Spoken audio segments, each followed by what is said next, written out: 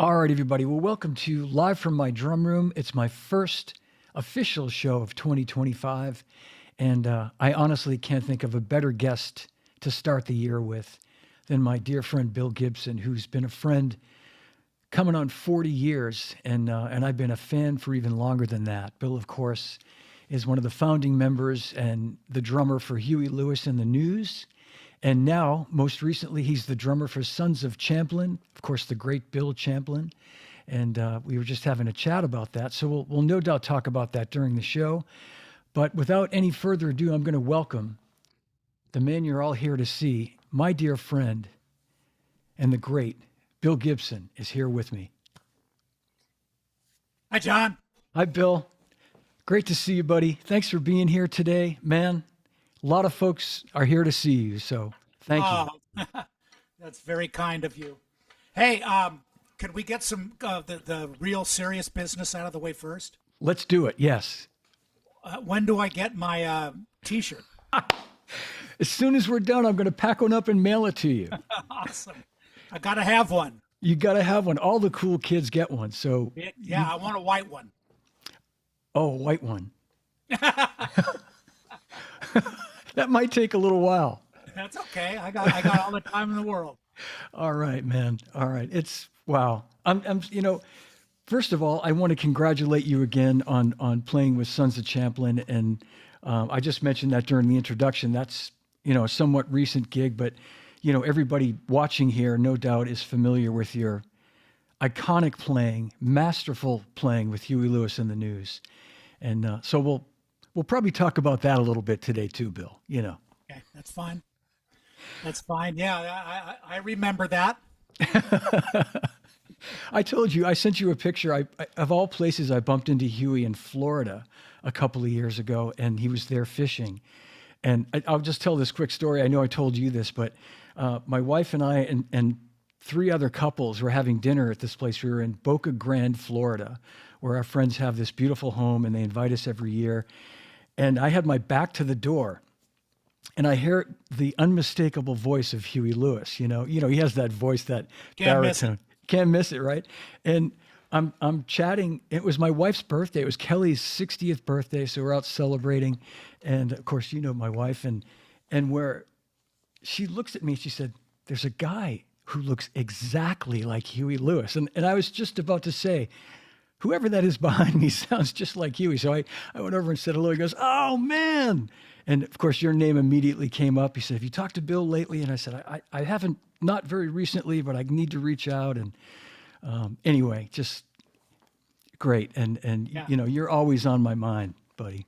Oh, you as well. For me, we go way back, man. We sure do. We've known each other a long time. I know. And I've always considered you probably one of, if not my best friend in the music industry, definitely top three. Oh. Thank you. Yeah. That I'm so honored, Bill. That's unbelievable. Before I met you, I've told you this, but I was such a fan, man, as a drummer and playing in a top 40 band, covering a bunch of your songs, right up until just a couple of years before I met you, in the 80s, and I moved out to LA, and then I started working in the business. And I remember meeting you for the first time at a NAMM show, and I was kind of like, I was kind of geeking because there you were, and you were just so Bill Gibson. You were so like, "Oh man, good to meet you." You were just so chill, so cool, and then we bonded and became buddies instantly. Yeah. And Yeah. yeah, man. Yeah, I'm grateful for that, man. It's seriously, really, Thank you. talking about gratitude here in my old age. And there's a lot. I have a lot to be grateful for, and you, my friend, are certainly one of the reasons why I am. So, Well, thanks, thanks Bill. for your Thank friendship over the years. you. My pleasure, brother. Thank you. I mean, I'm honored, and I was just saying before we went live today that I still like so often I'm listening to your music because it's so timeless, and the great thing about it is like you can, for me anyway, as a drummer, I can still like hear things that I might not have heard before in your playing, like just some little nuanced thing that I might have missed before. And I think there's so much more to your playing than I think a lot of people realize. I mean, it for some people it might sound, I don't want to use the word simple, but there's like, which we talked about the first time I had you on my show back in 2020, like just little things you do on the hi-hat, little, like during Power of Love, that little, during the instrumental section, you're playing all those little things that just kind of give it a little different twist. And we'll play some of those songs today too, and maybe just talk about your ideas and how you came up with them. Sure. Great. Sure. Sounds good. Great. Got lots of folks tuned in, and let's jump back a second, Bill. I know you've told this story probably 10,000 times, but the formation of the band of Huey Lewis and the News was two bands that basically came together Right. in Yeah, the late 70s. So Johnny Cola, our sax and guitar player, and Mario Cipollina, our bass player, our original bass player, we played in a band called Soundhole, and this was here in California in Marin County, just north of San Francisco. Huey and Sean, our keyboard player, were in a band called Clover from Marin County here. As a matter of fact, Huey and I were in 7th and 8th grade together in Mill Valley. We grew up in Mill Valley. And we were all friends first, right? Yeah, I mean, yeah. I'd known all the guys in Clover since high school. So we were all friends first and musicians second, really. And Huey was in Clover, they broke up. They went to England in 1977, and to ostensibly to record. They got a deal with Phonogram Records to record 2 albums, and that's where they met Mutt Langer. He produced their albums over there. And Huey tells a funny story.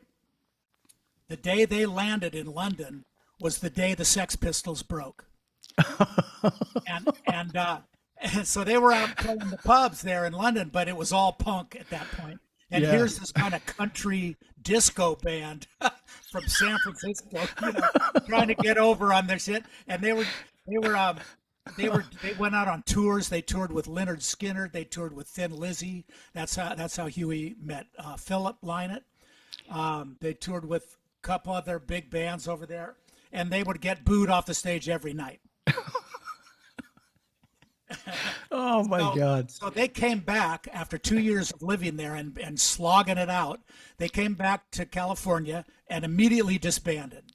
And by that time, our band, Soundhole, had disbanded. I was playing with Jack Cassidy in SVT, which was like a pop punk band, at the time, 77. And so we just decided to kind of go like that. Our favorite players from each band, we just went boom and put the 2 bands together, and that was pretty much it. And it really, I mean, I know it, like everything else, it took a minute for things to sort of get rolling, but you guys, I mean, really, if you formed in say 79, 80-ish by sorry about that. By the early 80s, you guys were up and running. I mean, you were. Yeah, we've actually formed, we were playing this Monday Night Live deal at a local club, which was just like a variety show. We had a core band, and it was most of the guys in the News with a couple other friends, and we would have like Boz Scaggs and Tommy Johnston from the Doobies come in, and Ricky Lee Jones and Van Morrison, and we'd back them up. They'd do a couple of tunes, so we'd back them up. So that's how this formation started playing together. Then in 79, we started writing songs, and we started demoing them up and going, hey, we might have something here. And we played them all for our manager, Bob Brown, and he took a fancy to us and put us all on $50 a week retainer to quit all the bands we do. Like, I quit SVT. Mario quit It's a Beautiful Day. He was playing with It's a Beautiful Day. Sean was doing a movie in Montana, Heaven's Gate. He was doing this movie. Huey was delivering natural foods in San Rafael. Johnny was playing with Sly Stone. And Chris, our guitar player, was playing with like Dave, Pee Wee Ellis, believe it or not. Yeah. And we all quit what we were doing on the same day and formed Huey Lewis and the News. And Bob put us on a $50 a week a piece retainer, and we just started writing. And by 80, well, we put our first album out in 80, and that sold 16 copies. then we went to then we started recording our second album in 82, and we knew we needed a hit. So Mutt Langer sent us "Do You Believe in Love," and we recorded that and put that out, and that was on our second album, Picture This, and the rest really is history. I mean, it just took off from there. Yeah, it really did. I mean, that was my first really introduction to the band. Although then I sort of went back to the first record had "Working for a Living" on it. Is that Or second record had that. Okay, okay, yeah. But there was something on the first record that you guys play all the time, though. Would play all the time. I thought Some of My Lies Are True, maybe. Yeah, Sooner maybe. or Okay. later. Yeah. Okay. Yeah. We did that one a lot live. And But I mean, it was Trouble in Paradise on the first album. maybe it was "Trouble in Paradise." Might have been Trouble in Paradise. Yeah. Yeah. I was just going to say, I mean, and the timing couldn't have been better with MTV happening like in the fall of 81, but really exploding in 82. And the video for "Do You Believe in Love" was just like, I just remember the heavy rotation and what a great, I want to play that in a minute too. And I want to make a comment too, that I think some people that are watching are kind of saying the same thing, but when you mentioned like all you guys playing in all these different bands, that makes so much sense to me, Bill, because like right out of the gate, you guys sound like a band of like all these, I mean, you're all accomplished players. I mean, it's a band of just like superstar musicians across the board, everybody. And for you to play with Van Morrison and Jack Cassidy and all the gigs that you guys were doing. I mean, it made the perfect recipe for the News to be this like super group of guys, of players. Yeah. We I played with Van. We backed up. Soundhole backed up Van Morrison in 1974. That was my first tour, and so that was a real experience, obviously, for a young kid. Because we were all babies back then. We were 20, 21 years old, and so that was a fantastic learning experience, and not to mention kind of just putting it in my head. Okay, yeah, this is what I want to do. Because we went back east and played a bunch of big I remember playing the gym at Notre Dame University in South Bend, and there was 10-15,000 people there, and I went, wow, that was unheard of for me, and so it was scary as hell, but informative and life changing for me, life altering. Yeah, I mean, it had to be. You guys were just young guys, early 20s, if even that. I mean, Chris is a couple of years younger than the rest of you guys, I think, right? Yeah. Chris. Yeah. Well, Chris was. Yeah. Yes. Chris is younger than most of us. Yeah, man. No, I'm just saying. It just had to be such life changing and a thrill. And I know from talking to you and knowing you like I do that, like from that period of 82 until probably 1989 or 90, you guys just were nonstop, just working all the time. Yeah, working for a living. Physically not home. Yeah. I mean, which is what you have to do. I mean, for anybody watching, I mean, that's what it takes to make it happen. And then, sports comes along in 1983, 84, and that's all of a sudden, that you can't go home at that point. Right. That's right. Yeah. And to be honest, that's how it happened back then. But I really don't know how it happens nowadays. Yeah. Who was I talking to the other day? I was talking to another friend of mine who'd done a lot of touring, and he was saying, I don't think I'd want to be touring nowadays. And I said, you know what? You're probably right. It's way different. Because, John Pierce, our bass player in the News, who played with us when Mario left, he'd actually been with us longer than Mario was. Yeah. John plays bass with Toto now, right? And he's been on the road constantly. Those guys work constantly. Yeah. And he says it is not like it used to be. So he Yeah. says, you know, kind of be happy that it ended with you guys when it did. Yeah. On a high note. No, I know. And when you think about it too, I mean, Toto, I mean, they're not traveling like the average person has to. I mean, they're traveling well, Right. but that just gives you an idea of just how hard it is now to be out there because, it's really hard. I mean, it's Different. It's just yeah, different, you know, yeah, yeah. different. Well, let's play a little bit of "Do You Believe in Love" Sure.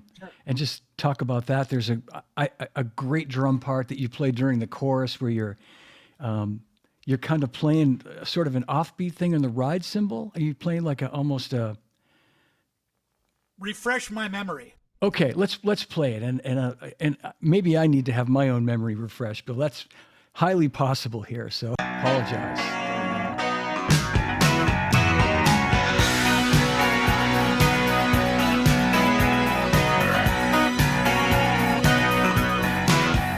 I was walking down a one-way street, just a looking for someone to meet.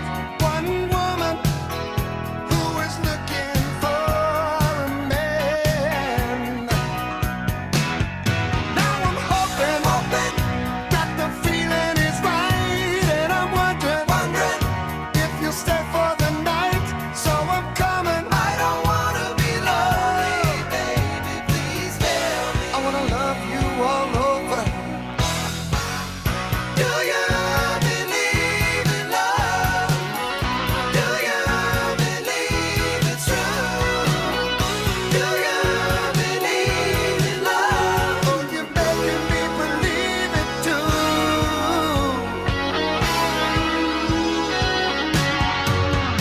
Now the feeling is beginning to grow, and the meaning is something you only know if you believe it. Take my hand and I'll take your heart. Come on. Now I wonder where does true love begin? I'm going under. So I'm letting you in, my woman. I don't wanna be lonely, baby. Please tell me. I wanna love you all over. Do you believe in love? Do you believe in love? Do you believe it's true? You believe that it's true? Believe in love? Oh, you're making me believe it too. Yeah.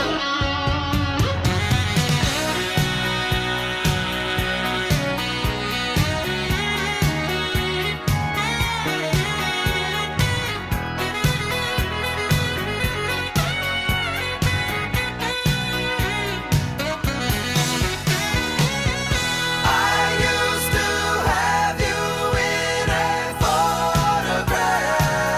I'm so glad it's changed, but now I've got you and it's gonna last. Do you believe in love? Do you believe in love? Do you believe it's true? I'm so glad. Believe in love. Oh, you're making me believe it too. Yeah. Do you believe in love? Do you believe it too? Do you believe in love? I believe in love. Well, maybe they were eighth notes, Bill. I don't know why I thought there was like a That song is a study in quarter and eighth notes. yeah. No, yeah, it's beautiful. And someone asked the question, Jeffrey Lang, and I think I know the answer. It's you and the entire band are doing the backup vocals. You guys, I mean, everybody in the band, maybe except Mario in those days, but everybody in the band sings, right? Sang. That's right. Yeah. Yeah. Harmonies were, and that was another thing too. At the time, I hadn't heard anything other than like, classic R&B stuff and the stuff that you guys are influenced by but like in 1982, you weren't hearing harmonies like that on the radio in a Now, pop. we were heavily influenced by the Beach Boys, and really that's where we got all our stuff from. Yeah. Yep. Yep. That makes a whole lot of sense. Yeah. That those harmonies are just lights out incredible. And I've heard you guys do that song live many times, and the vocals were always on the money. Yeah. Yeah, that's Incredible. one thing we did. We did that well, amongst other things. Yeah. And that, I mean, that really sort of, like, as you said, I mean, that was the breakthrough that opened the door, and that kept you guys working on the road. And you started writing sports in 82, 83. Was it Right, around yeah. that period? Yeah, I remember we Huey and Johnny came up with the Heart of Rock and Roll. We were on the bus. We were doing a big club tour, backing up. Picture this, and we were in Cleveland, and we played the Agora Ballroom in Cleveland. Oh yeah. And we were driving out of town the next morning, and they came up with Heart of Rock and Roll in the tour bus. We had a little Fostex cassette 4-track that we would jot down our ideas on. I remember doing the ideas, playing on my legs, and Man. Hugh would lip skip it, and yeah, so That's yeah. how we came and, up with a lot of that stuff.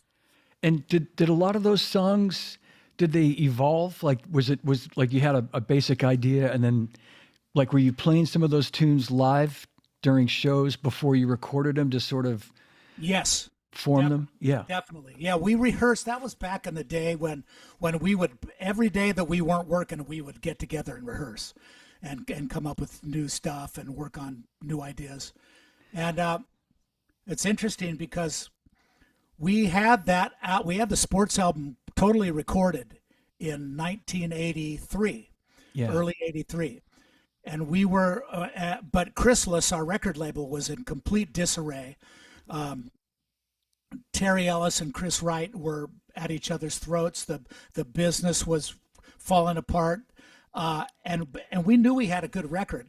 So our manager Bob said, "We're not giving it to you until you get your business together." Right. Yeah. So I remember Huey literally had the 2-inch masters under his bed for about 6 months. And we did a tour. We did the Working for a Living tour. We went out and toured clubs for 6 weeks and played all this stuff live. And it got to the point where when we got home, we were playing it so much better than we had recorded it previously that we went back in and re-recorded Heart of Rock and Roll and a handful of other ones after that little club tour because we were playing them much better. Wow. And so and changed arrangements and made tweaks. No. No. Just Changed, yeah. Tweak stuff, tweaked tweak parts. stuff. Yeah. Yeah, tweaked parts. Not necessarily the arrangements so much, but we definitely tweaked some parts. And And just- everybody was familiar with it, We Yeah, yeah. we could play it much better. So I get it totally. Yeah. You had the benefit of like having really shedded them to the point where yeah, like yeah. played it every yeah. night on live for 6 weeks, which was great. Yeah. I wish we could do that before every album. No, man. I mean, that was the incredible thing about you guys is that you never lost that, like even playing the big places that you played, you never lost that like bar band hunger kind of thing, and that like that, like you were like a polished bar band, if that makes sense. Do you know what I mean? Oh, Like but I can't tell you how many reviews I've read that said that we're a polished bar band. yeah, yeah. I guess that's cool. Yeah, no, and I mean that in the sense that like there's just like the energy, you know what I mean? You never,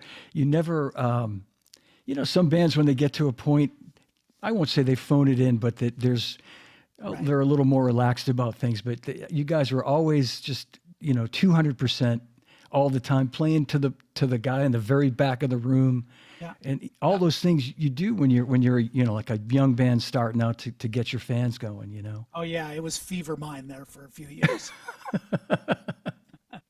Oh man. So you go in and re-record sports, but was there still like some snags with the record company at that point, or was that finally all worked out, or? It finally all worked out. They signed. Who did they have? They signed Pat Benatar, I think, at the time, and she had a big record, and that kind of started to pull them out. And then we gave them sports, and that saved them. I mean, that just all of a sudden they were roaring, and they signed a Yeah. bunch of great new bands and had a major success. Chrysalis was very successful back in the mid '80s, and Yeah. Oh yeah. so yeah, that we really helped them, and obviously they helped us. And you mentioned MTV earlier. That was huge for us. That was really, really big for us because we were one of the first bands that, like you say, were on heavy rotation on All the MTV. time. And that was so, the reach that that got to the public was amazing. Yeah. So that helped us out a lot.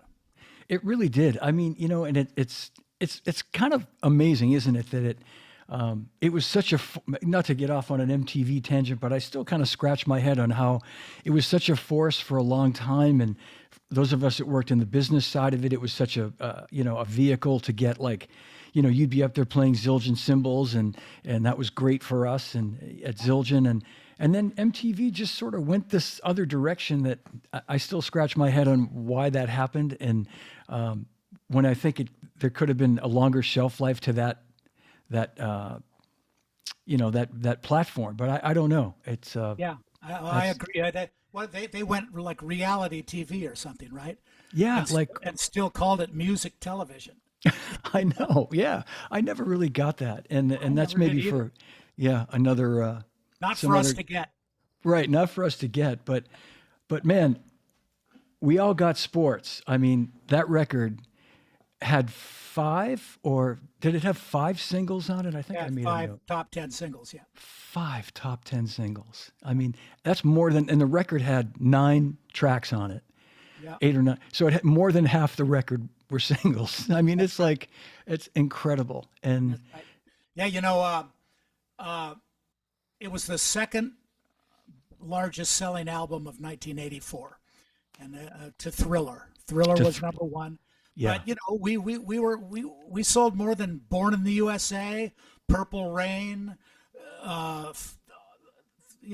There's a ton of like iconic albums that came out that year, yeah, and, yeah. and we were right up in the middle of that. So we're very proud of that.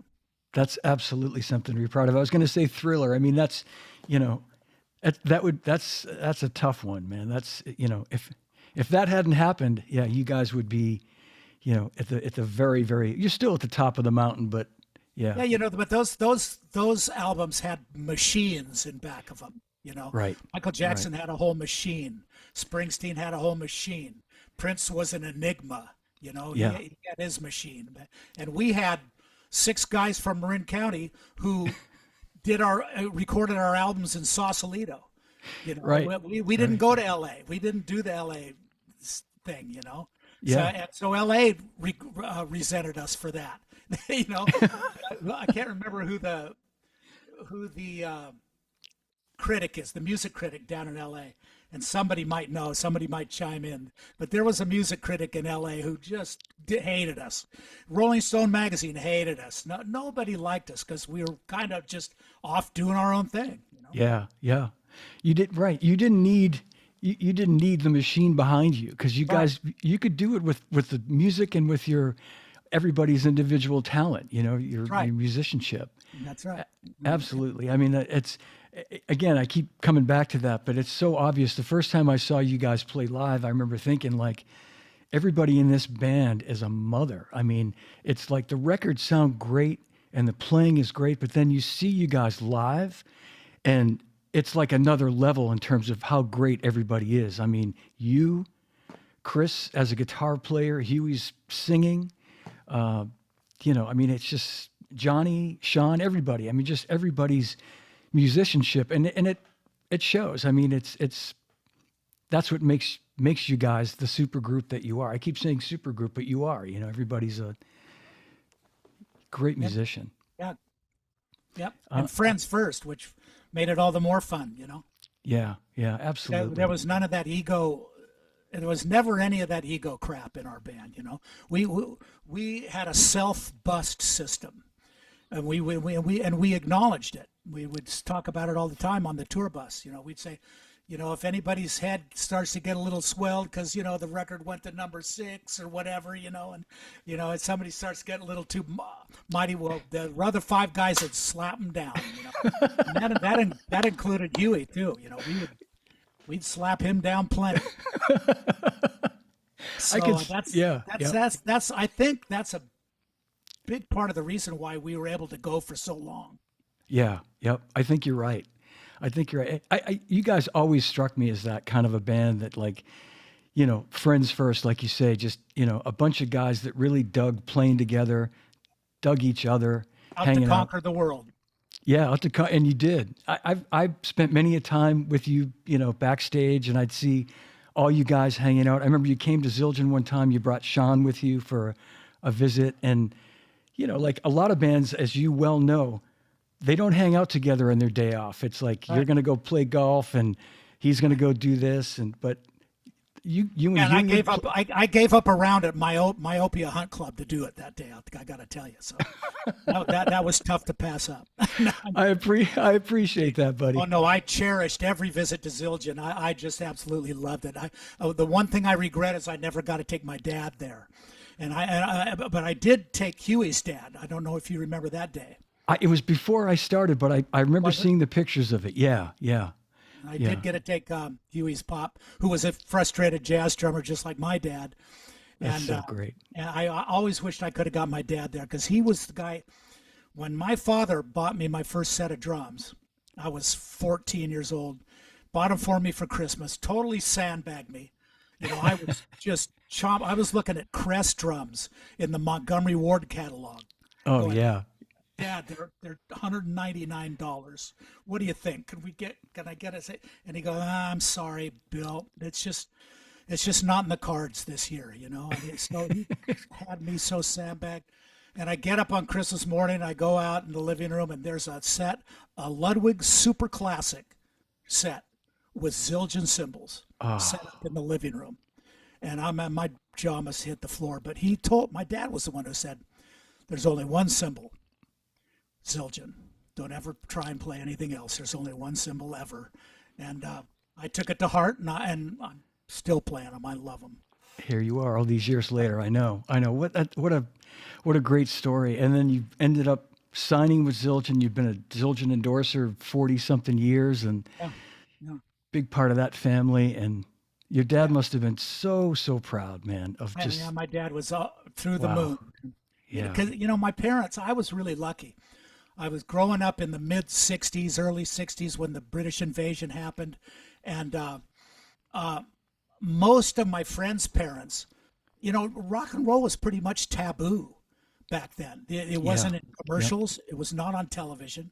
They'd show a band play every so often, but it was kind of like, oh, the Rolling Stones, and they make them change the words to the song. They can't sing "Let's Spend the Night Together." They have to sing "Let's Spend Some Time Together." Exactly. Yeah. Right. So it's all new, and it's pretty much taboo with most of it. And a lot of my friends' parents, like I remember the guitar player in my first band asked his father for a guitar for Christmas. He says, "What? An electric guitar? It's over my dead body. I'm going to get you an electric guitar." So that was really the mindset of a lot of older people back then. Yeah. And my parents were so cool that they not only bought me a drum set, but they took my sister and I to see the Beatles twice. Wow. My dad took me to see the Dave Clark 5 once. This is another great story. He takes me to the Cow Palace in San Francisco to see the Dave Clark 5. It's 1964. I'm 13. And here comes the Dave Clark 5, which I thought were great. They had great songs. I liked a lot of their tunes. And so here comes the Dave Clark 5. And Dave Clark was a super handsome British kid. I mean, super handsome. So that was his appeal. It wasn't his drumming, believe me. Yeah. And my dad hits me in the shoulder and he says, "You could do that. That guy's a carpenter. He's just up there hammering nails. You can do that." So he gave me all the confidence, to attempt to do it. Yeah, that's so, like you say, so important to have your parents, at that young age encouraging you like that rather than discouraging you. Yeah. Yes. Yeah. What a great. I had a drum set in my bedroom that I played for probably 4 or 5 hours a day. That drove them nuts, but they never said it. Oh, and when I wasn't playing it, my dad was in there playing to Oscar Peterson, Yeah, yeah. Oh man, God bless him. And that drum set, if I'm not mistaken, is the drum set we see in the Power of Love video, right? That's correct. Yeah. Yep. Silver Sparkle, super classic.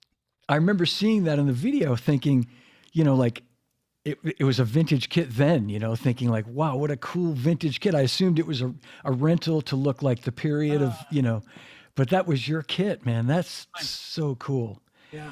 Hey, speaking of kits, I have to show a picture of you. This was, this is what I remember. This is pre-Yamaha drums when you're playing your black Sonar drums. Oh, This is a photo, and I want to give credit to the late, great, beautiful Lissa Wales, photographer.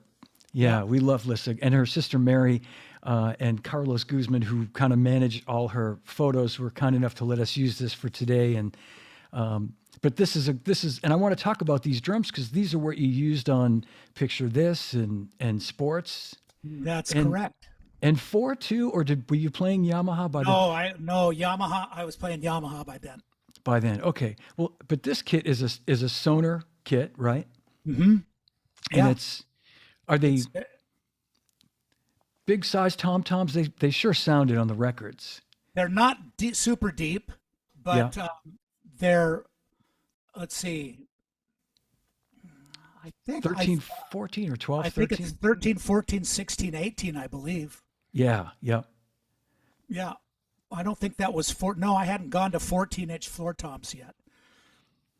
They sound, and so thunderous. A Tama snare drum too. Yeah, I can see that. Okay, is it a brass shell snare? No, or is it no, it's wood. It's a wood shell. Okay. Yeah, and then I had that sucker tuned down so low it was like, the Eagles. Yeah, That was the sound in that period of time, the early '80s, and it was, it had the built-in gate with the snares. You get the snares going. Yeah. I was going to ask you because I didn't know if a lot of that came from the engineer or production or you. It sounds like a combination of you tuning it. It's tuning. Yeah. Wow. Yeah. It's so big and fat sounding. Just perfect for that time. That was the sound, as you said. That's what you wanted for a snare drum. Yeah. Yeah, and the Sin drums there, which for working for a living, and Sin drums were for the claps. Yeah, hand claps. Yeah, the claps. Working for a living. I can't remember what the other one was for. Yeah. Yeah, look at that. That's Sin drums. Oh wow. I know. I had to show that because that's, that's a part of history. Yeah. Yeah. Well, I want to play something. A song that a lot of drummers talk about, Walking on a Thin Line. I mean, all the songs from Sports have great drum parts, but Walking on a Thin Line, there's that fill you played after the instrumental, the one I'm talking about. And I had a live version I was trying to play the video of it. I don't think it's going to work though, but you play this amazing fill, but the fill you play in the studio version, Bill, is lights out great as well. And maybe when we finish, you can just talk about the sticking to that, if you don't mind. Sure. I know you sent me a video one time. You broke it down for me. I'll show you. I'll show you on the drums. That would be great. Okay, so we're going to play Walking on a Thin Line from Sports, and another just, great performance by the band, by you, and here it comes.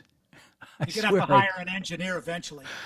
By the way, I'm so impressed by how you've built this brand for your from my drum room. It's now a really proper thing, and you've done it for a long time now. There's over 100 episodes, so I'm really impressed by how you've built this into what it is, and Thank you, because Bill. it's very important, I believe. You've covered it runs the gamut of drummers. And, everybody, which is amazing to start with. So, it's really, I'm proud of you, man. Thanks, buddy. Thank you. And you're one of my first guests. I had you back in a month or so after I started doing it in 2020. I know. And I've come a long way. In spite of me messing up playing the music just then, I'm starting to figure out what I'm doing. And I thank you for the kind words. Sure. All right, here we go.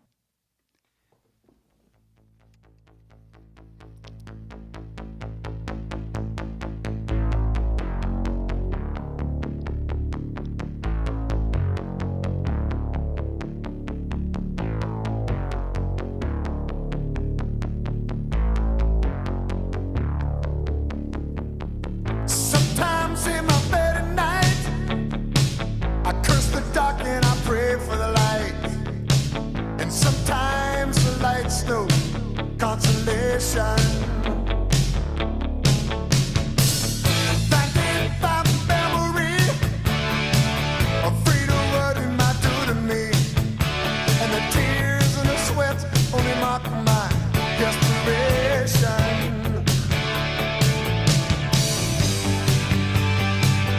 Don't you know me? I'm the boy next door, the one you find so easy to ignore. Is that what I was fighting for? Walking on a thin line, straight off the front line, labeled as freaks, loose on the streets of the city.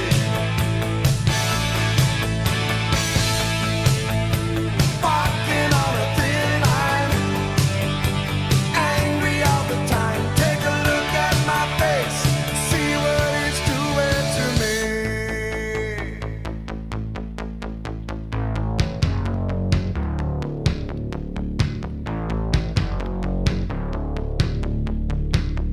Taught me how to shoot to kill, a specialist with a deadly skill, a skill I needed to have to be a survivor. So for now, so to say, well, sometimes it don't work out that way, 'cause you're never the same when you've been under fire. No. Don't you know me? I'm the boy next door, the one you find so easy to ignore. Is that what I was fighting for? Walking on a thin line, straight off the front line, labeled as freaks, loose on the streets of the city. Walking on a thin line, angry all the time. Take a look at my face, see what it's done to me.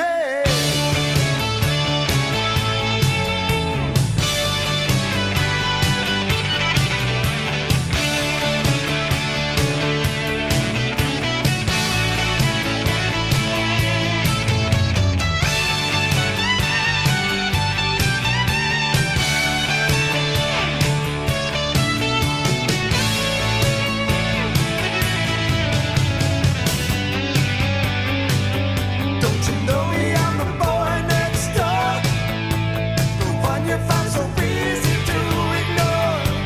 Is that what I was fighting for? No. Walking on a thin line, straight off the front line, labeled as freaks, loose on the streets of the city.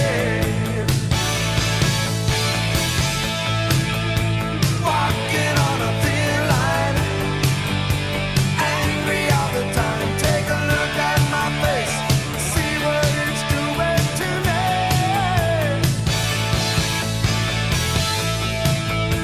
Walking on a thin line, walking on a thin line, walking on a thin line.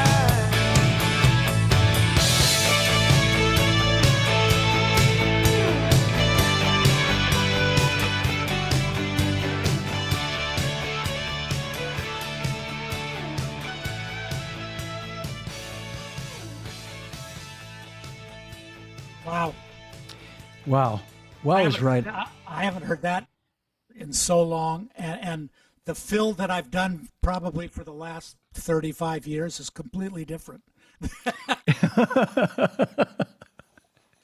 That one was. Let me see if you can see it. That one was. Can you hear the drums? Yeah, absolutely. Yeah. That was. That's all that was. I can't even do it. That was all that was. And in recent years, I would go.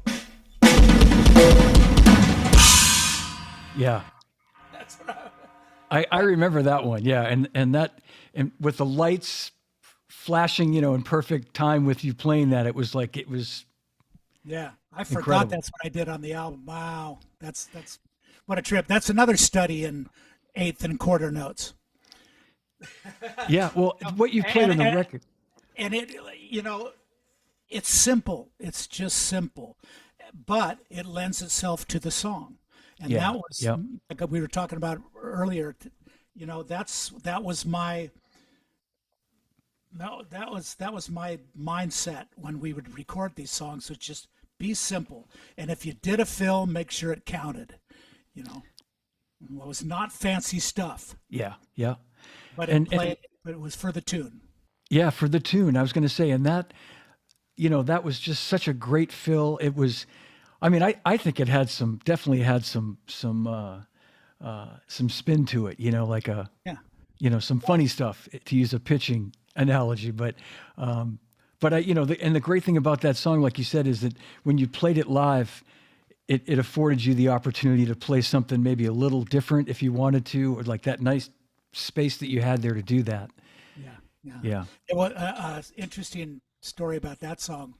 I remember we recorded the basic for that over at Fantasy in Berkeley, and we weren't using click tracks for that album, and the click track was the synth.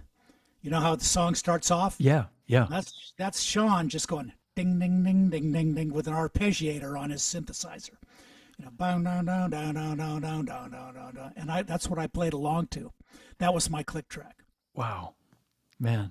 Yeah. Yeah. I mean, your time is like, as Huey said many times, the Rock of Gibraltar. I mean, it's just, yeah. I mean, it's rock solid, rock solid. You need to play some songs where I actually play drums. Play more than eighth and quarter notes. Yeah. Okay. Hey, have you ever heard Bobo Tempo? Bobo Tempo.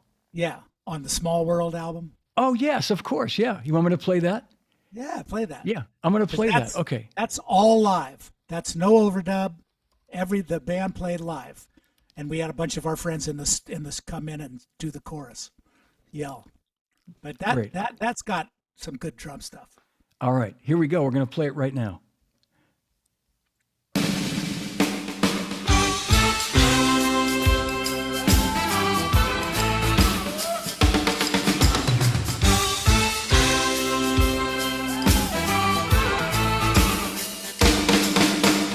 All the serpents say, over the hills away. Hey, Bobo Tempo.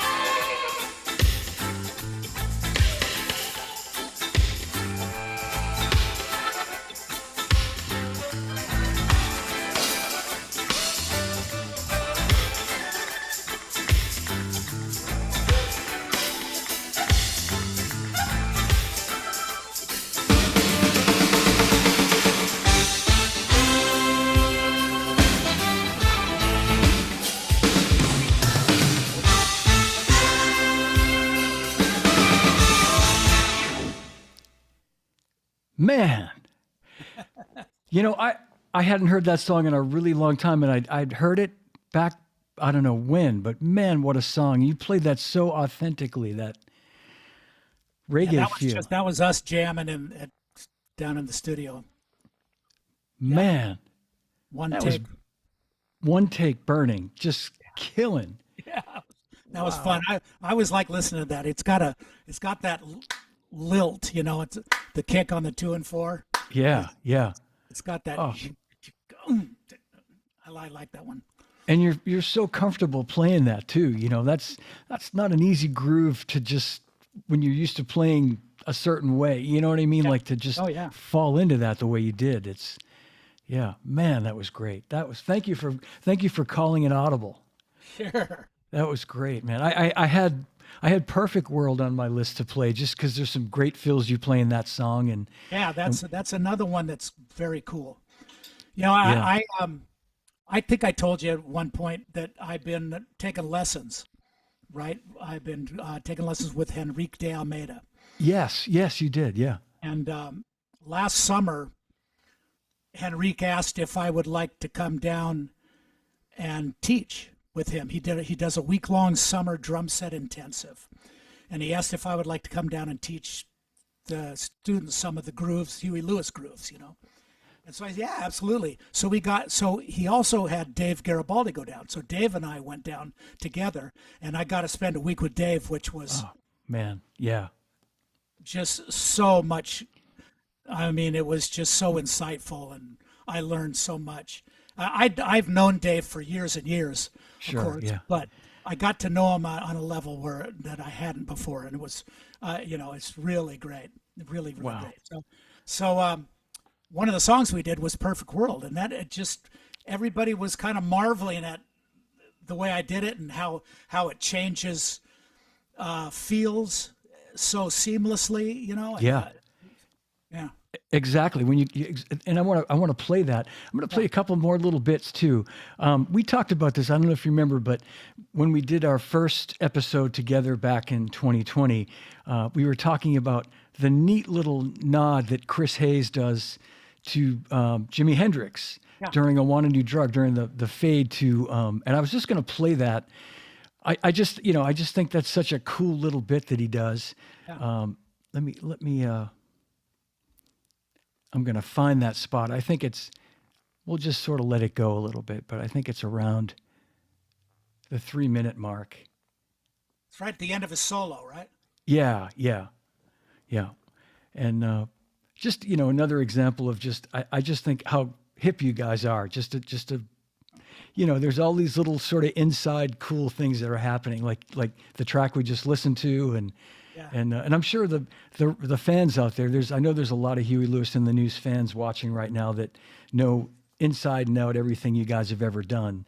But I think this is pretty hip because I pointed it out to a couple of friends of mine that didn't hear it, and like, oh my God, that's so cool. So this is let's see where we are on the tune here. Wondering what to do. One that makes me feel like I feel when I'm with you. I'm alone with you. I'm alone with you,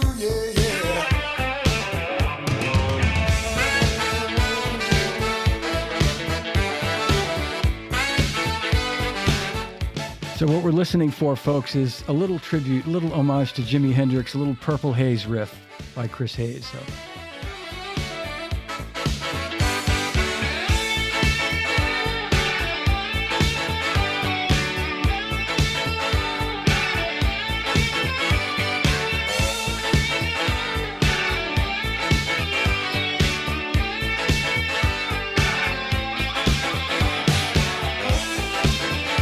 There it is.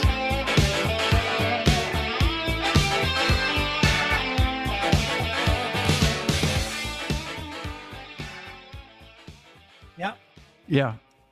I mean, just you guys are just super hip and super cool. I will play Perfect World, but I know someone had asked a question about the hi-hat part, which we sort of talked about during Power of Love. And I know you've heard this song a few times, but would you mind if we played it just as a Perfect. Which one? Power of Love. Yeah, sure. You know, one thing that I always had a problem with mixers was most of the engineers that we recorded with never put a mic on the hi-hat. Really? Yeah, they just bleed into the overheads, you know. But a lot of our stuff is driven with that eighth note feel, you know, and 16th stuff. It's driven by that, and I could never hear it enough. So that was always one of my big gripes on Mixdown was, where's my hi-hat? Yeah, yeah. And it's not there in New Drug. It wasn't there in Do You Believe in Love? It's not there. You can't hear it. Yeah. But not that mattered. Yeah, yeah. No, You know what I'm saying? I know what you're saying. Absolutely. Yeah. I mean, I heard it. Yeah, I guess you're right though. I wasn't really hearing it real distinctively in those songs, but like if this is it, you can hear. Yeah. Yeah. But to your point, Bill, yeah, it definitely could be more present in there. Yeah. Yeah. I've griped about that so often. Damn those engineers. But as Damn. it happened, it wasn't the hi-hat that sold the record. So Well, if we can talk about this song, and I know I've had you here for a while, and we'll keep things moving along. But this song, to me, it's a timeless. I mean, they're all timeless classics, but this is one that I hear it on the radio. I crank it up as loud as I can crank it up because it's just such a great song through and through. And you must have had a pretty good idea when you recorded this that you had a blockbuster, right? I mean, you must have felt something when you. we had no idea what it would eventually become. We had no idea. You know, we were asked to write for a song or two for Back to the Future, Yeah. and Robert Zemeckis called Huey and said, "Listen, I'm doing this movie. It's called Back to the Future. The lead character is this guy Marty McFly. He lives in a town called Hill Valley, which was really supposed to be Mill Valley, where we all grew up. Sure. And yeah. and if he had a favorite band, it would have been Huey Lewis and the News. And there, you know, there's a poster of ours on his bedroom wall in the movie. Right. Right. So, can you guys come up with the song? And Huey said, "Well, we haven't never written anything for a movie. We really, you know, I know we're working on a couple of songs. Let me, you know, flesh them out, and we'll send you to him and see if it'll work." And Power of Love was one of them. And Johnny and Chris were demoing it up. Johnny and I lived across the street from each other at that time. We had, after sports started selling a lot, I got a call from my business manager, Jane Brown. She says, "Bill, you have to go buy a house." I said, "What? Huh? You're making a lot of money. You have to go buy a house now." So she said the same to everybody in the band. And Johnny's wife and my wife at the time were close friends. We were on the road. We were gone. So they basically bought two houses on the same street in the same town. So they could be close. That's great. And, you know, and I mean, I literally saw that house for the first time when I had a one night break from touring. I came home for one night. We did the All-Star game in San Francisco. I went home to my new house, slept there one night, went back to the airport the next day, and flew back out to go on the road. I mean, Yeah. that was crazy time. Crazy times. I know, man. But I know. Johnny was demoing that song up, and I'd go over and kind of listen in and throw in my 2 cents, you know. And so we came up with that song, and Zemeckis loved it. He thought that was just going to be so. And I think the movie really helped get it out, obviously. But it was a good song. It was a good song. Yeah, it really, I mean, again, another one of those songs that 40 years later, it stands the test of time. You know, it really, it has everything I think that you want in a great song, you know, and including a great drum performance by you. And let's cue it up here and give it a quick listen.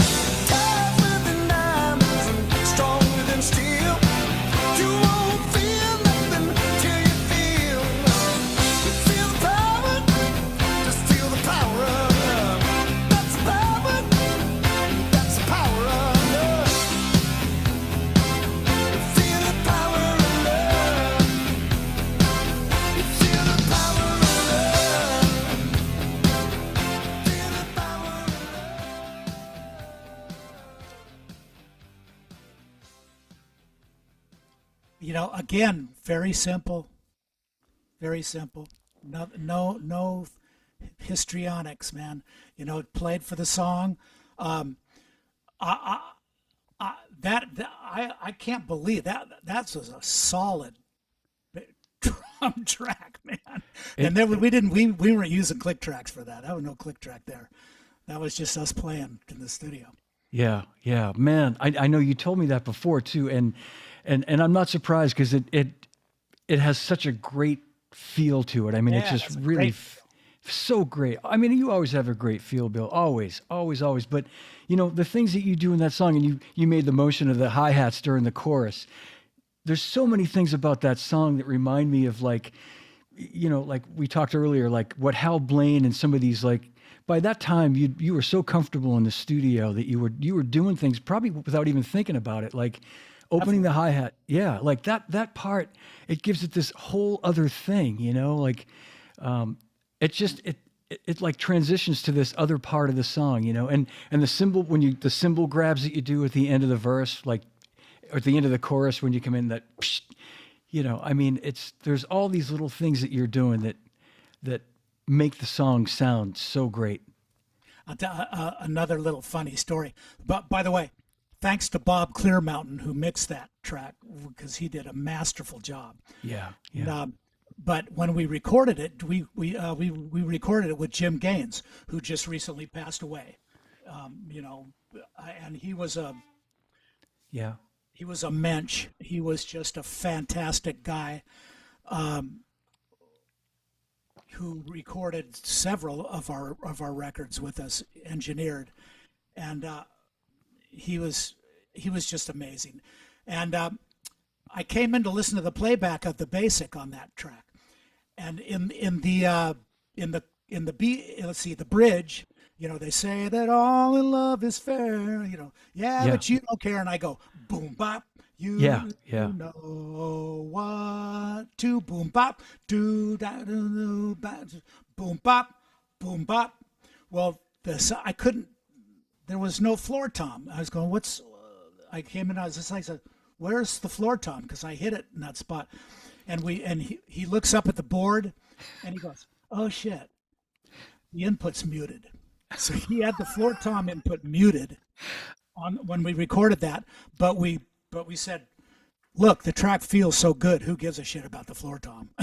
Yeah. We're going to keep it as it is. So there you go. Number one hit song with inputs muted. Inputs muted.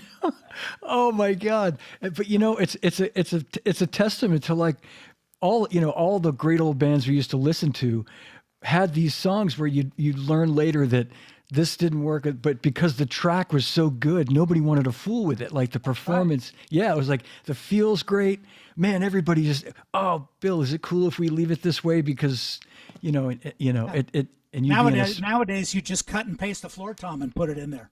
Right. That's all you do. Yeah, it's cheating.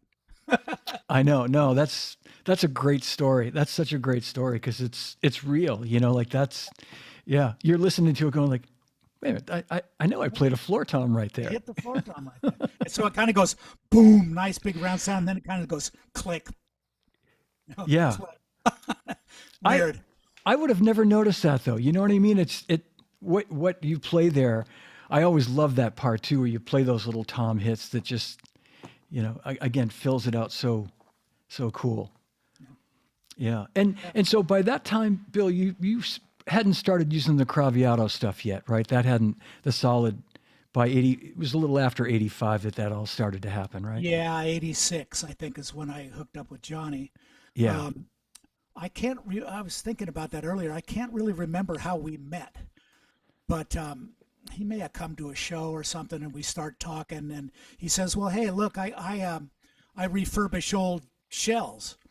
Like old Radio King shells and stuff. I refurbish them with like Tama hardware or he had a lot of old Slingerland Radio King shells, and he did one for me and brought it to a gig and gave it to me with a little plaque on it that says "Built for Bill Gibson."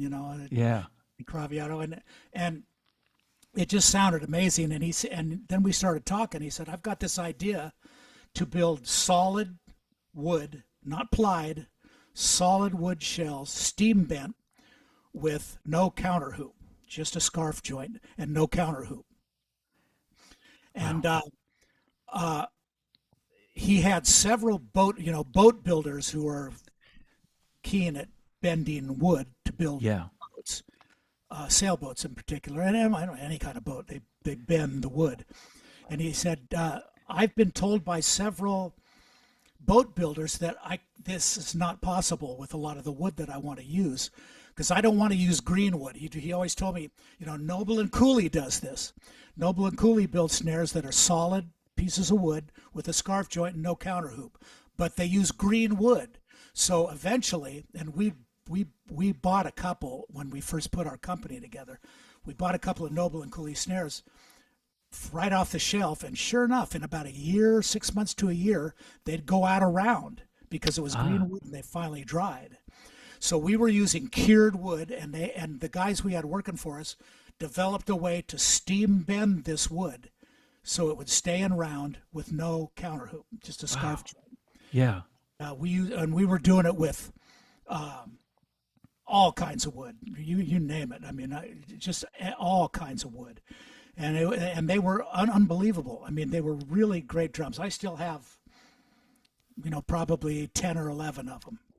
I remember, yeah, like every year that I'd see you on tour, you'd have like a new killing sounded like better than the last time, if that's possible, or just, an exotic wood Craviatos. You'd like, check out this. This is my, whatever, cypress or Coca-Cola or Coca-Cola, or rosewood. Very dense, tough wood to bend.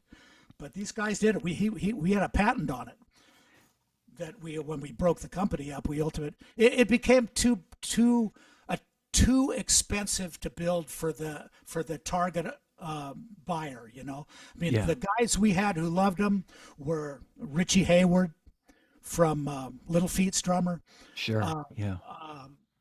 Steve Smith bought a few, loved them. Neil Peart bought a bunch of them and sent me a letter, this eloquent letter about how great they were. Right. And I thought, okay, well, we're on the right track here, but it was just too expensive, and it just pretty much tapped me out money-wise at the time. Yeah. To build them, and we just could never sell enough of them to even break even. But they were fabulous instruments, and if you can get your hands on one, it's well worth it. Yeah, absolutely. I remember, I mean, you guys took the world by storm when it started happening. I mean, it was pretty revolutionary too, to have a drum like that. There are other companies are doing things similar nowadays, almost 40 years later, but that was, yeah. I mean, I remember I'm meeting you at the NAMM show, maybe for the first time in the 80s, and everybody was at your booth checking the stuff out. I mean, and like you said, everybody was recording with them, and it was a thing. Yeah, we had a lot of Larry London. Yeah. We had a lot of guys using them, and they all loved them. Yeah, I think Jeff Porcaro probably too. It must have had. I don't know about Jeff. He never said anything to me about him, but maybe, quite possibly. Maybe, yeah, quite possibly. But and that. Rest his soul. Johnny was a sweetheart, but that really kind of helped put him on the map to do what he did later and start building drums and we parted ways, and then shortly there I had a gentleman by the name of Dave Patrick, who you might know. Sure, yeah, I know Dave. Yeah, and he'd worked in the business for a long time, and he came on board and tried to salvage what we had going. Should we play maybe one more song? We'll play Perfect World and. Sure. Before we do, sweetheart, come here. I want you to meet John. Hi, John. This is John. John DeChristopher. This is my gal. She's my wife-to-be. Oh, congratulations, you guys. This is Nancy. That's John. This is my longtime buddy, John DeChristopher. Nice to meet you. It's a pleasure. It's a pleasure for me to meet you, Nancy. Congratulations to you guys. Thank you. What a beautiful couple. Look at you two. Oh. Actually, you two, I was going to say maybe Nancy should stay. And no. Yeah, he says you should stay. and I can go You can bugger off. sweep. A Oh, lot better thank you. looking than I am. Oh, you're both good looking. Everybody watching is saying congratulations. She's very pretty. Many comments here. She is very pretty. She's very sweet too. We've actually lived together for a long time now, but never had gotten serious. Oh, that's great. That's great. Fantastic. And Bill, I want to thank you for being so great about hanging with me. I know I told you we'd be about an hour, and of course, we're going a little longer than that, but No problem, man. I like I said, John, anything for you. thank you, buddy. To Perfect World, there's some great changes in there and some great fills, and let's give it a listen.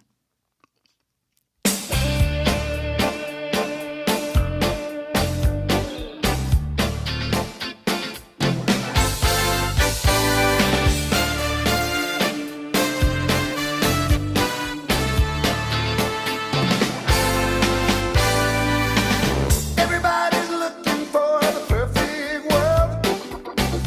You can have everything your heart desires.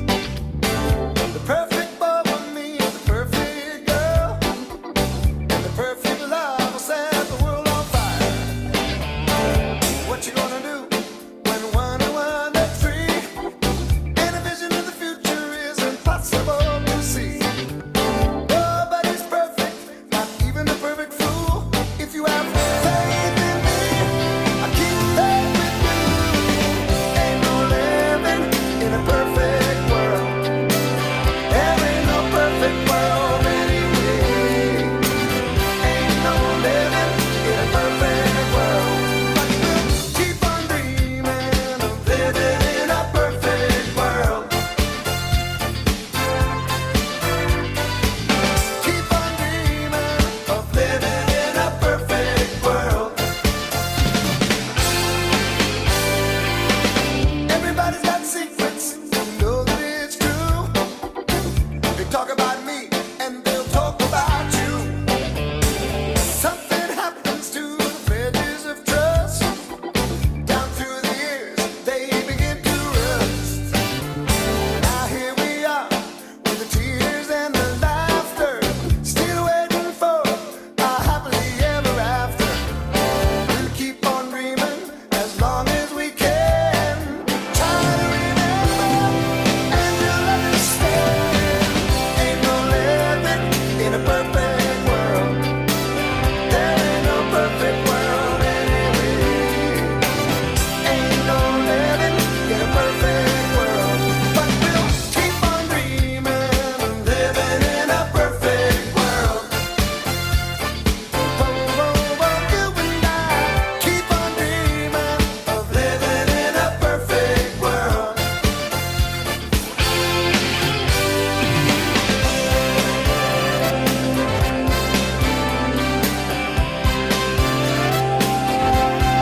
Gotta keep believing.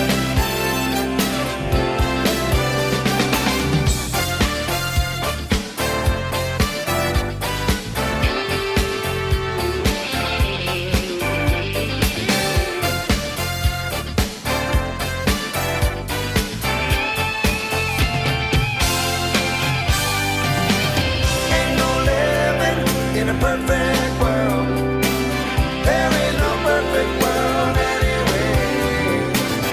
Ain't no living in a perfect world. But we'll keep on dreaming of living in a perfect world. Keep on dreaming of living in a perfect world.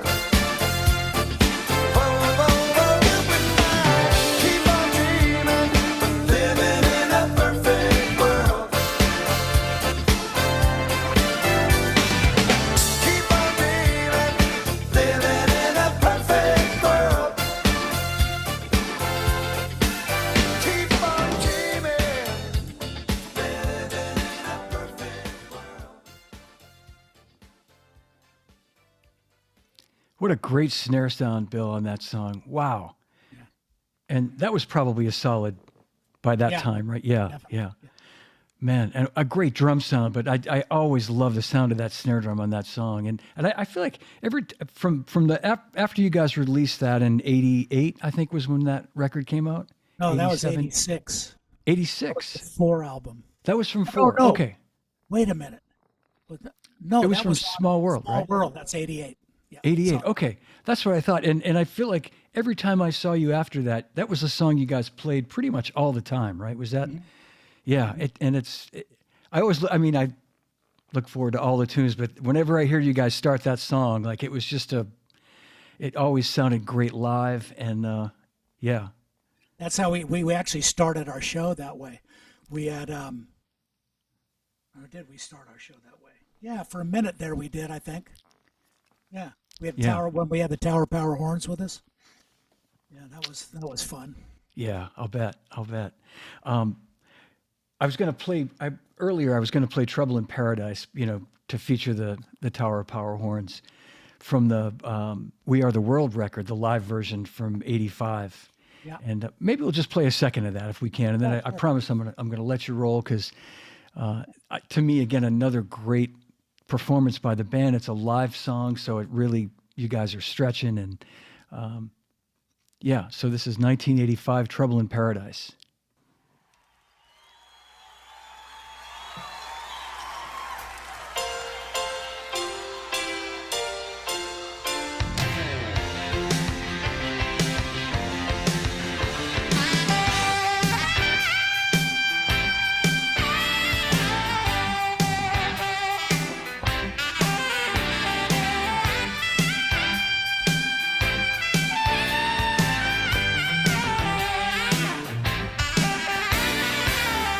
Billy's home, he just got back from LA. A penny of lines, but nothing to say. Said I've seen this movie and it don't end nice. Looks like trouble in paradise. He used to be cool, he used to laugh a lot. Down at the kabuki in the parking lot.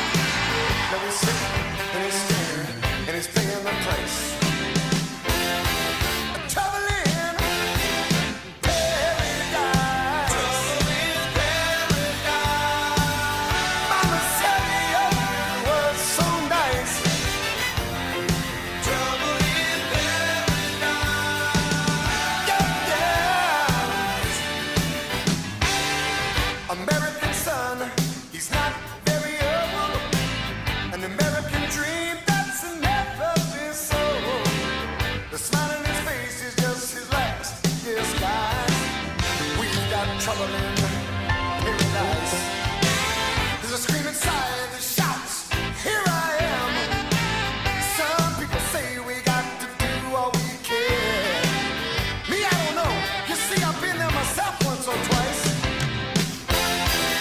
Trouble in paradise. Trouble in paradise. Mama said it was so nice. Trouble in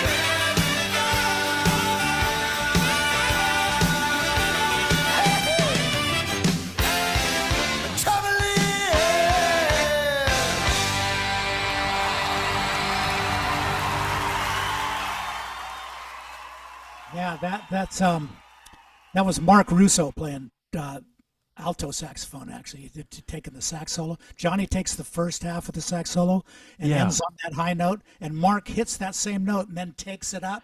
from that. Okay. Beautiful. Mark's an old, dear friend of mine. He plays with the Doobie Brothers, has for years. Yeah. And he's a monster. He played with the Yellow Jackets for a while. And Okay. He's an absolute monster sax player. What an amazing solo. And you know, to your point, Bill, when you listen to that song with headphones, you can hear Johnny start it like in one side, and then Mark comes in on the other side, and that, like you said, and it's so cool the way that, you know, the sort of changing of the guard, so to speak, and then he hits that note that's just insane. Yep. Wow. And you're playing 16th notes during that part? Is that? Yeah, that's the typical old molar trebly. Yeah. Okay. That's what that is. Yeah. That's the solo So clean and even, you and know. and the choruses. Yeah. That's molar Man. threes. Fantastic. Well, I want to say thanks again so much for being here today with me and doing this and making so many fans happy. Lots of folks watching that really dug this, including myself. So Well, thanks for having me again. It's always great to see you. It's been a long time. I'm definitely going to make a trip back to Boston here within the next year or so. Okay. So, like I said before, when I do, I'm calling you. yeah, we're going. We're going out to dinner. Absolutely. are. I can't wait. Yeah. Yeah. Cool. All right, buddy. Well, hang All with right, me for pal. 1 second. I'll end the stream. Just hang tight. I want to thank everybody for watching. Big hand, everybody, for Bill Gibson for being so generous with his time today. And thank you guys for watching. This will be up on YouTube and all the podcasts platforms later. But Bill, thank you, buddy. And welcome, hang tight John. for 1 second. Thank you. All right, well, that's my show. If you enjoyed it, give it a like, leave me a comment. Don't forget to subscribe to my YouTube channel, and you can listen to the podcast on all podcast platforms. And a reminder, Live from My Drum Room t-shirts are available in sizes extra small to double XL, $25 in the US. That includes shipping. Here is my Venmo payment information at John-DChristopher-2. And don't forget to include your size and your shipping address. Very important information. 100% of the proceeds for all t-shirts go toward a scholarship I've created with the Percussive Arts Society. You're donating to a great cause when you buy one of these t-shirts. So once again, thanks for watching. Thanks for listening. Remember, no drummers are harmed on any episode. And drummers, when in doubt, leave it out. See you soon.